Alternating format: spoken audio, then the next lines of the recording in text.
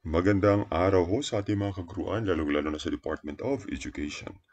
Naghahanap ka ba ng mga learning exemplars at saka learning activity sheets sa grade 5?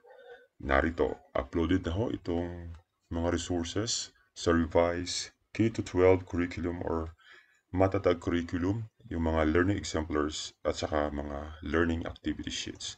So punta lang kayo sa link na nasa video description. Naka-upload na ito. So this is for grade 5.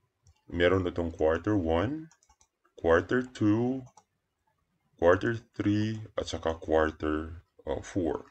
So kung titingnan ho natin, bawat quarter din lahat ng mga subject areas, learning areas, andyan na yan. 1, 2, 3, 4, 5, 6, 7, and 8. Science, kompleto ho yan. English, Filipino, Math, Science, GMRC, and MAPE. That's for quarter 1. Then for quarter 2, the same pa din. 2, 4, 6. Medyo kulang ito ng isa. Ano bang kulang dito? 8, no? 1, 2, 3, 4, 5, 6, 7. Kulang ng isa. What's wrong? English, Filipino, Math, Science. Wala pang Science dito. Then for quarter 3, 1, 2, 3, 4, 5, 6, 7. Wala pa rin Science.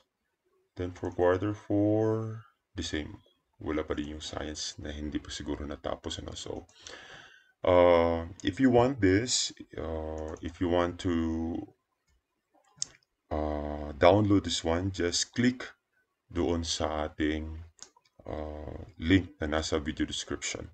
So, good luck, happy teaching sa lahat ng ating mga grade 5 teachers, lahat ng mga nagtuturo ng grade 5 learners natin. Magandang araw.